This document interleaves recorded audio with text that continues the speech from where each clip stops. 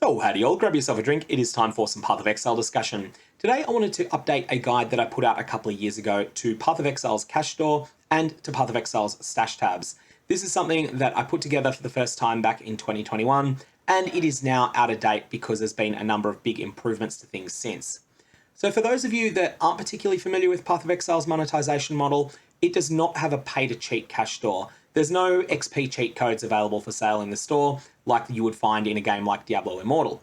Instead, you'll find the vast majority of items that are for sale in the cash store are character cosmetics. And on top of that, there's things like additional character slots, but most importantly for this video, there is item storage.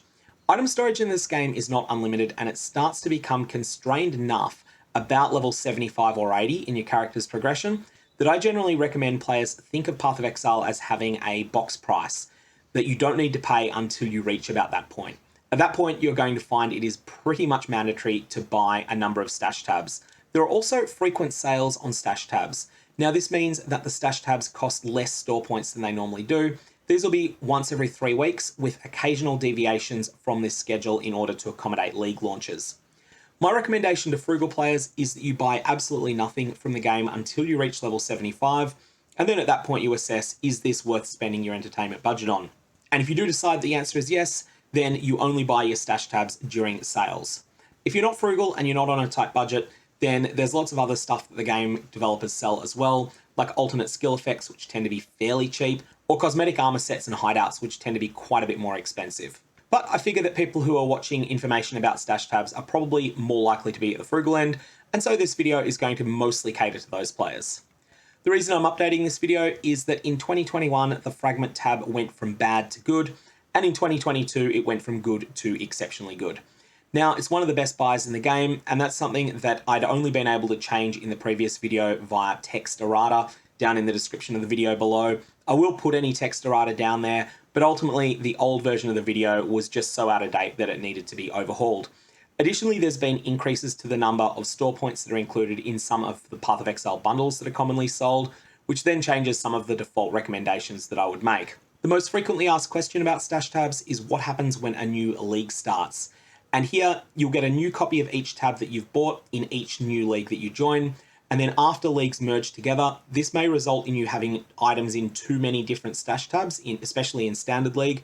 If this happens, then the extra tabs will stay available, but you will not be able to insert new items into them. They'll become remove only. And when a remove only tab becomes completely emptied of everything that's in it, then at that point it will disappear the next time that you log out and log back into the game. Like other cash store games, Path of Exile sells stash tabs and cosmetics not for real world money, but instead through an intermediate currency called store points. Now, a lot of games do a thing where they try to obfuscate the real world prices of various cash store items by making it so that you can purchase X amount of legendary gems or whatever the currency is for real world money with very difficult exchange rates. This is not the case in Path of Exile. In PoE, generally speaking, store points cost 10 US cents each one. And so if you see an item that is 60 store points, you know it's going to cost you roughly USD 6. Now, points are sold for 10 US cents each in bundles that start at USD 5, and then the larger bundles, which are called supporter packs, also come with cosmetics added in them. For example, at the time I'm making this video, there is a bundle that they're selling called the Tormentor supporter pack, which is USD 60. It contains 600 points, a cosmetic armor set, a cosmetic portal, and a few other small things. Some of the highest price point packs contain real-life swag as well, hoodies, developer-signed art prints, and things like that. And you can opt out of those real-world gift with purchases if you like, in order to get more points instead, although I think most people tend not to do that. So a quick summary of the best and worst stash tabs, then we'll get into why. The very best, the map tab, the fragment tab, the currency tab, and your premium and quad tabs. Now, which one of the premium and quad tabs is better is something that players will disagree with each other on. I prefer the quad tabs in general. I have both of them. I find that the quad tabs are better, but your mileage may vary, and I'm certainly not going to say that you're wrong if you prefer the premium tabs to the quad tabs. Basically, a quad tab is 4 premium tabs stitched to each other, and the price is reasonably similar as well. The very worst of them, in my opinion, Flasks, Gems, Delirium, Blight, Metamorph, Unique, and Delve. Now, worst doesn't mean that they are completely useless. Some people will find these tabs to be a worthwhile buy still. I just think it will not be very many players that will find that. A couple of quick notes on how stash tabs work. If you're playing on the PC version of the game, console does work a bit differently here. items that are in any paid tab can very easily be listed for sale. This allows other players to easily search those items, and then they can send a direct message to you in order to negotiate a trade. Note that both trade participants will need to meet in-game in order to trade. You'll need to be logged in simultaneously, and you'll need to go to the same instance as each other. There are workarounds that allow free players to list items using third-party programs. This does take a bit of effort. And there's a functionality called Affinities that is something that was added in the last 2 years. Affinities are one of those things that can be a bit complex to explain, but become very, very, very, very, very intuitive when you play around with them a little bit. If you have Blight affinity on a tab, and this can be either a Blight tab or it can be a general tab, like a premium tab or a quad tab, then anytime that you control click a Blight themed item from your inventory, even if you've got a different stash tab open at the time, it will be transferred into your Blight affinity tab. Now, there are some items that this can be a bit complex on. Maps that have Delirium layers applied to them are considered to be Delirium affinity, not map affinity. And in these cases, there is a pretty set series of rules that players will just memorize over time as to which one takes precedence. Now, a lot of the specialized tabs can only have one type of affinity. For example, the Blight tab, which you see on this screenshot here, can only be set with Blight affinity. But a premium or quad tab can be set with any of these affinities, and this means you can do things like have all of your unique items that you control click out of your inventory when you've got your stash open, going into a specific quad tab. This is really useful, and it's something I highly recommend that you keep in mind. So let's go through the tabs themselves. The Essence tab first. This is solid, but it's far from needed. Now, this has the functionality to upgrade essences. A bunch of players don't realize that this is just mimicking what vendors will already do for you. If you have 9 of a particular Shrieking Essence and you go to a vendor and you sell them, that vendor will give you back 3 of that Deafening Essence. So the upgrade functionality that is found in the Essence tab is something that all players have access to. Now, don't buy the Essence tab unless you run a lot of Essence content, and even if you do, it's not something I would term essential, though it is a reasonably good buy. Don't buy this at all if you're on a tight budget, but if you aren't on a tight budget, then this is something that's worthy of consideration. From the Essence tab, which is good, we'll go to the Delve tab, which is pretty mediocre. Now, the Delve tab used to be very good back when fossils didn't stack in the game, but that's no longer the case and hasn't been for a long time. Fossils and resonators now stack to 10 or more each, and as a result, I don't like the Delve tab anymore, and it's not something I would buy these days. Even if you delve quite a lot, which I tend to do, this is an okay purchase at best, far, far, far from an essential one. The Divination Card tab comes up next. Now, a lot of players will refer to this as the best of the mediocre tabs. I hold it in a slightly higher regard and would consider it the worst of the good tabs. This is simultaneously a good tab and an unnecessary one. Maps, currency, and at least one quad or premium tab and fragments are far more important to have than the Divination Card tab, but after that, this is a fine buy because it holds a lot and it's not all that expensive. This is definitely something to consider.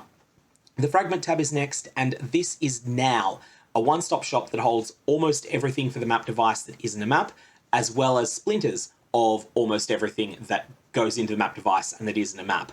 Fragments are used more and more as the game has grown and evolved over time.